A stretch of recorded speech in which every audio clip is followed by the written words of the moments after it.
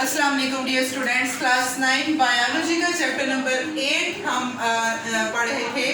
आज हमारा उसका 6th लेक्चर है प्रोटीन्स।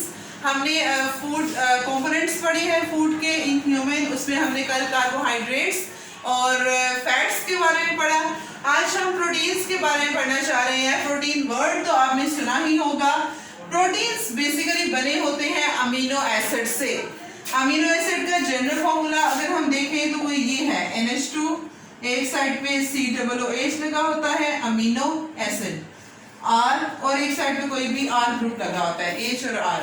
ये अमीनो एसिड का जनरल फॉर्मूला है। इस तरह से बहुत सारे अमीनो एसिड्स लिंक करते हैं, जब thousands of amino acids link करते हैं और वो प्रोटीन बना देते हैं। प्रोटीन्स बहुत इंपॉर्टेंट कंपोनेंट है, हमारे साइटोप्लाज्म का बहुत इंपॉर्टेंट कंपोनेंट है। स्पेशली हमारे जो प्रोटोप्लाज्म की फॉर्मेशन है, जो साइटोप्लाज्म जो न्यूक्लियस के गिर्द जो हिस्सा है, जो लिक्विड है प्रोटोप्लाज्म, उसकी फॉर्मेशन में जो है वो प्रोटीन्स बहुत ज़्यादा हेल्प आउट करते हैं। हमारे जो सेल की सेल मेम्ब्रेन है, सेल मेम्ब्रेन में प्रोटीन्स पाए जाते हैं जो कि फिर एक्टिव ट्रांसपोर्ट में हेल्प आउट करते हैं। सेल के अंदर बाहर जो मटेरियल्स जाने हैं उनमें वो हेल्प आउट करते हैं।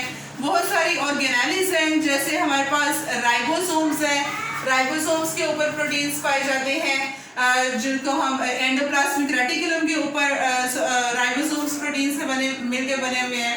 हमारा जो DNA है, DNA जो है वो जिस प्रोटीन के गिर्द एक लपेटा हुआ होता है, जिसकी वजह से वो क्वाइल्ड होता है। तो प्रोटीन हमारे सेल के लिए भी बहुत इंपॉर्टेंट है। सेल के लिए तो इंपॉर्टेंट है, उसके अलावा हमारे जो मसल्स हैं, मसल्स की मूवमेंट के लिए हमें प्रोटीन की जरूरत पड़ती है। हमारे जो लिगामेंट्स हैं, लिगामेंट्स मतलब ऐसे कनेक्टिव टिश्यूज जो हमारे मसल्स बोन को बोन के साथ अटैच करें। जो एक जॉइंट है, जोड़ है, जहां पर दो हड्डियों ने मिलना होता है, तो वो हड्डियों को दोनों को लिगामेंट मिलाते हैं। टेंडन्स हैं, टेंडन्स मतलब जो हमारी ये मसल्स हैं उनको हमारी बोन के साथ कनेक्ट करें। मसल को जो चीज बोन के साथ कनेक्ट कर रही है, हम मसल को मूव कर रहे हैं, बोन भी मूव करवा रहे हैं, तो वो टेंडन्स होते हैं। तो वो टेंडन्स, लिगामेंट्स और मसल्स जो हैं उनमें भी प्रोटीन्स की हमें बहुत ज्यादा जरूरत पड़ती है। उसके अलावा प्रोटीन्स जो हैं हमारी बॉडी की ग्रोथ में हेल्प आउट करती हैं, हमारे ब्लड में हमारी ब्लीडिंग को स्टॉप करती हैं। जैसे अगर कोई जख्म हो गया है तो वहां से कॉन्टिन्यूसली ब्लड निकल रहा है, तो हमारे ब्लड के अंदर फेब्रिनोजन प्रोटीन पाई जाती है, जो कि as a blood clotting protein act करती है, जो कि हमारे ब्लड को क्लॉट कर देती है, उस जगह ब्लड को रोक देती है। तो वो ब्लड क्लॉटिंग प्रोटीन भी होती हैं जो कि हेल्प आउट करती हैं। हमारे ब्लड में ऑक्सीजन को हमने ज्यादा से ज्यादा एब्जॉर्ब करना है, ब्लड के अंदर ट्रांसपोर्ट करना है, तो वो भी एज अ उसमें एक प्रोटीन है हीमोग्लोबिन, जो कि वो काम कर रही है। तो प्रोटीन्स हमारे लिए बहुत इंपॉर्टेंट है। From the hand, from the hairs, हमारे हेयर में कैराटीन प्रोटीन पाई जा रही है, हमारे नेल्स में कैराटीन प्रोटीन पाई जा रही है, ब्लड में फेब्रिनोजन है, हीमोग्लोबिन है। इसके अलावा बहुत सारी प्रोटीन्स हैं जो कि हमारे लिए बहुत इंपॉर्टेंट और हमारी बॉडी के बहुत बहुत इंपॉर्टेंट फंक्शंस परफॉर्म कर रही हैं, जिनके बगैर हमारा सर्वाइवल मुश्किल है, जो है वो मुमकिन नहीं है। तो प्रोटीन एनर्जी सोर्स भी है। एनर्जी सोर्स किस तरह से है कि ये हमें पर gram of protein 4 kilo calorie energy मिलती है पर ग्राम ऑफ प्रोटीन, और इंजाइम्स के तौर पे भी यूज करते हैं, जो कि हमारी बॉडी के बहुत सारे फंक्शंस में हेल्प आउट कर रहे हैं इंजाइम्स। तो वो enzyme as a protein as an enzyme भी यूज हो सकती हैं। सोर्सेज की अगर हम बात करें कि हमें प्रोटीन्स कहाँ कहाँ से मिलते हैं, तो हमें प्रोटीन मीट से मिलता है।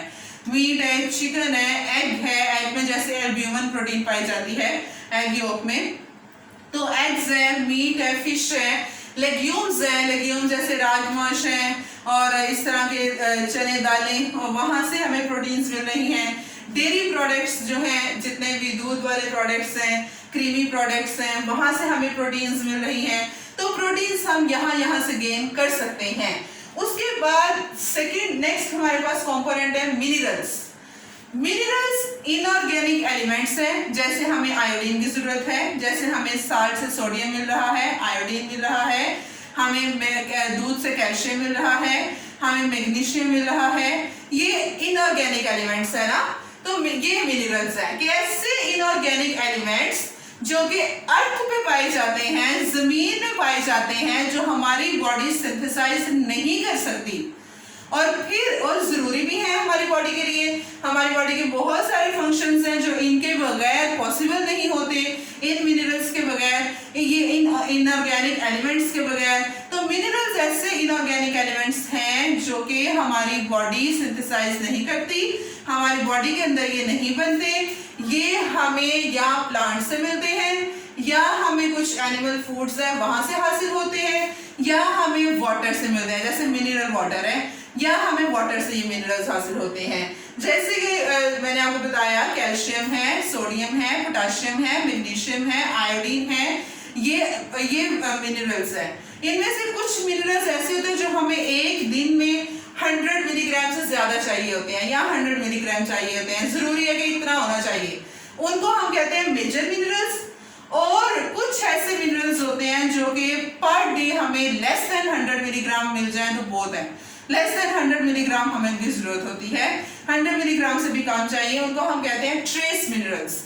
जैसे आयोडीन है, iodine that is very essential for us कि हमारी आयोडाइज साल्ट आप खाएं, क्योंकि थायरॉक्सिन की बीमारी हो जाती है लोगों को, जब ग्वाइटर हो जाता है तो आयोडीन की कमी की वजह से होता है कि हमारे थायराइड ग्लैंड को हमें से आयोडीन सिक्रीशन, जो हार्मोन सिक्रीशन करनी है ट्राई आइडोथायरोनिन की, जिससे हमारे ब्लड प्रेशर को नॉर्मल रखना है, हमारी ब्रीथिंग को नॉर्मल, हमारे डाइजेशन को नॉर्मल रखना है, तो वो आयोडीन की वजह से पॉसिबल होता है। अगर आयोडीन फूड में कम हो गया, हमारी बॉडी में कम हो गया, तो उसकी वजह से फिर हमें बहुत सारी प्रॉब्लम्स फेस करना पड़ती हैं।